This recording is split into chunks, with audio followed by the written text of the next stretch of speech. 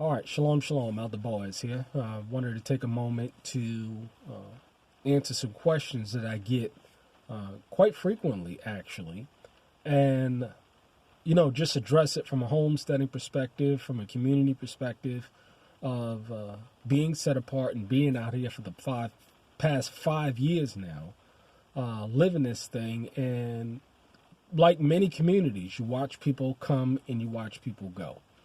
And the question is, well, they see the videos, they see the posts, they see the progress, and it's a beautiful thing for people to want to be a part of something like this. But however, I found that a lot of people, they don't have their intentions of heart really are not pure. And it all comes down to a heart issue when it comes down to it. I mean, when you really look at it, it's a matter of the heart. It's a matter of certain decisions that people make in their minds that shows if they're serious or not. And before I get into some, things that I have not disclosed or, revealed or whatever you would call it on this channel, because, anybody knows me, I'm very much introverted.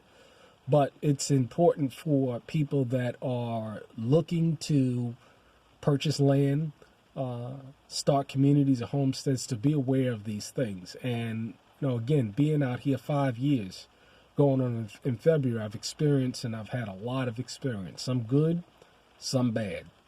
And so, again, I speak to people that want to start homesteads, looking to purchase land, across the board, and I try and help out wherever I can. But when it comes to people outside of your family, your wife, your children, when you are engaging in other people, people are something else. They are truly something else. And a lot of people have, what do I need to do in order to, become a part of your land and community? And I pretty much watch people of what they're doing prior to them asking the questions, because, see, it took me 3.5 years to save up enough money and to make moves to move. I was speaking to my wife the other day, and it cost $6,000 for us just to move. $6,000 just to pick up and move. It's not a cheap endeavor. We had to rent U-Hauls. We got 3 U-Hauls. We rented. No, 2 U-Hauls, and they were packed to the hilt. And I had, the largest U-Hauls I can get because, I stored a lot of food. I was a prepper before then, so, it made no sense to sell all of that stuff and rebuy it again. So I just, moved it here. But it is a big endeavor to move, just to move, let alone make the decision in your mind that you're going to move. But what I've found in my personal experience is that a lot of people are just not they're not serious, and they're looking for a place to lay their head. When we see the economy and what's going on in the world today, we see that a lot of people are dealing with homelessness, joblessness, or they're working 2 or 3 jobs that are not really paying any money. They're staying with their parents and in their 30s. They're overall struggling. A lot of people are struggling. I don't care what color you are, what faith you say that you are. People across the board are just struggling, and it's a sad thing to see the disintegration of society today, where your dollar is buying less and less, and you have to work harder and harder to survive. And this is going to be a trend going in the future, where a lot of people are going to be seeing the people that made the moves 5, 10, 15, 20 years ago and see how prosperous they are today, because they were able to heed the warnings, see the signs, come out, make the sacrifices short term, and now they're blessed long term. I've had experiences where people have claimed that they wanted to live this life, from to come out, it turned out to be disastrous. And one experience in particular I wanted to talk about, because, you're going to experience this. If you own some land, you're going to experience these wicked ass people that claim that they want to be set apart, but in function, they have ulterior motives. There was a time where I came, a couple of years ago, family, was homeless, needed a place to stay. And I was kind of generous enough to open up my home to them. And it went fine for a minute. Then come to find out the wife was mouthy. The man was a lazy, slothful ass, too big, no good nigga. And it comes to a head when the husband flat out cold cocks the wife because she's running her mouth. Now, I don't agree with men hitting on women. I just don't agree with that. But that's just basically what happened. And it kind of to a head, and I said, listen here, that I don't need that kind of spirit. I need that kind of energy here. You both need to go. They leave.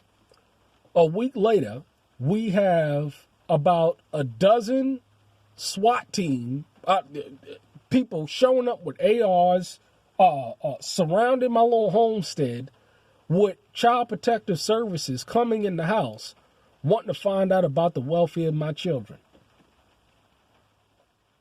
You see the problem? You see the problem? These people claim to be Israelites, but they call in the law to have my children taken away from me. Now, what possibly could I have done to have my children taken from me? Now, at the point in time, I wasn't here. My wife was here, and she's calling me up. I'm 15 minutes away. I'm running, bawling down the street, breaking the trailer that I had, attached that at the time was somebody else's, to get back to the land to find out what the hell is going on. Now, we sat down with Child Protective Services. They asked their questions or whatever. And they found that the children were not malnourished or anything like the report claimed. I got a nice little fat little children running around. They're all nice and healthy. No vaccines, eating organic food. The people come in, they see gardening, they see food growing everywhere. It's like, what the hell is going on? But they have to investigate. But I guess they told them that, I was a violent man and that I own guns. Everybody out in the Midwest, everybody out in the country own guns. This is a Second Amendment, very friendly state. You can conceal and open carry without a license. Nonetheless, when people paint a picture of you, the law enforcement in this land run with it. I'm telling you, they came out with force. You know how bad that could have turned out if I was here? Or if, as my wife tell it, they come out and they tell her to come out with her hands up with my baby in her hands. I mean, this situation could have gone real bad. And you're going to, this is the same kind of story that I've heard told by different people who own homesteads, who own communities. They've all had Child Protective Services called on them from wicked ass people that claim that they wanted to live set apart, but really they were just looking for a place to lay their head. See, people will use you and will exploit you for the sole purposes of their own survival. You see what I'm saying? You got to be careful who you invite into your home. Because, see, people are homeless for a reason. Now, I'm watching this homeless epidemic that's happening in this country, and it's pretty sad. It's pretty sad, where people thought that they were secure, and they turned out that they wasn't secure, and they're thrown out on the streets. But then you got other people that were just flat out rebellious and irresponsible, and they ended up on the street because of their own doing. So you want to make sure that you vet people properly, and you find that if they're homeless or if they're in a situation, why are they in this situation? Why are they struggling? Why are they in the street? Why are they living in their car? Because what I found out personally, 10 times out of 10, is because it's their own foolishness, their own ignorance, their own rebellion, their own inability to be a man or woman, and it ended it up on the streets. And a lot of people are heading into the same direction. Homelessness is on the rise. I don't care what color your skin is, what you profess to be. I've seen people that, that had a home 3 months ago, they homeless today. And they never thought that they would be homeless. This is why we say, come out of her, my people, and pull your resources together. Because, see, on a piece of land that has well water, that I can grow my own food, and that I can hunt, I'll never be homeless and I'll never be hungry. You see? Of course, you got to pay property taxes, but that is minuscule compared to what y'all paying out there when it comes to rent on a monthly basis. So the idea is that, you want to open up your home and you want to be a brother, a true brother and a sister because, well, was it John 3:18? It says that, don't love your brother in word, but just, love him in deed as well. So don't claim to be a brother or a sister and not be willing to back your actions up. This is why I always have a bed available just in case somebody's homeless. Hey, man, it ain't much, but it's a bed and it's a warm plate and it's a meal that you have. But at the same time, a lot of people will exploit you. A lot of people will use you for your resources. And they don't mean well by you. So this is why a lot of people are very wary about opening up their home to people, because people will lie, cheat, steal from you, secretly record you, steal personal effects from you, because they have no honor. They have no integrity. You see? They'll do these things, all the while professing to be a brother or sister, all the while professing to be Israel. You see? Serious problem that we're having. Serious problem that we're having. So be careful who you invite into your home. Be careful who you invite into your social circle. This is why a lot of people, you know what I'm saying? I mean, I saw Emma Gina put a post, Elder Murray put a post in terms of, not inviting people into their home. And you got to be careful. You got to be real careful who you invite into your home. Because people, I'm telling you, they something else. They profess with their lips to be one thing, but something else in deed and function are ravenous wolves. They cannot be trusted. And we have too many experiences and of testimonies like mine and others who've had child protective services called on them, who have had the law call them that they have to deal with these things. What if one of these situations would have gone wrong and guns are drawn and then somebody's dead? You know what? You know what they're going to do? Well, wasn't my fault. Well, they're going to throw their hands back and they're going to point the finger. That's exactly what they're going to do. And you dead 6 feet under, and your wife and your children are widow. All because you let some ravenous wolves in your pen. You see?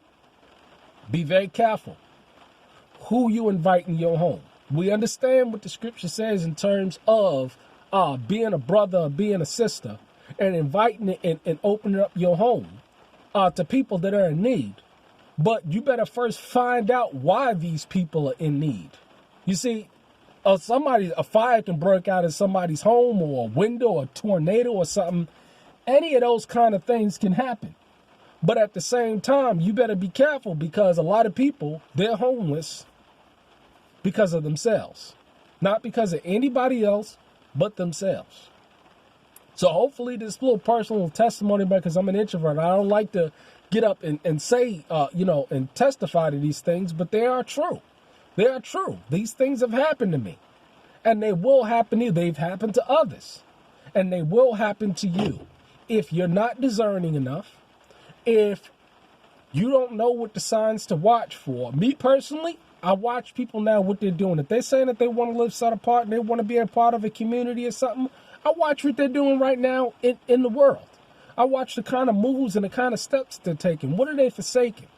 If they're still posting worldly things on their page and doing worldly videos and stuff and all into the world. They all into the world. You got to pay attention to these things, because their heart is not in it. They're saying one thing with their lips, but their heart is not in it. Just watch what they do, watch what they do, watch what they do. And you'll save yourself a whole lot of time, energy, pain, heartache, and suffering. Trust me. Trust me. That's exactly what you need to do. So, I'm going to end it right here, get in here. But be careful out there. Again, I cannot warn you enough. Be careful. Because I tell you, man, people, I can't say it over again. They'll run them lips. They'll profess everything. But when the rubber meets the road, you find out exactly who that they are. You find exactly where their hearts lie. And it ain't with any kind of spirituality. It ain't with any kind of holiness or set apartness. They're full of the world. Leave them out in the world. And you go on and you live in peace and in safety with your family. All right, you have a blessed day. Shalom.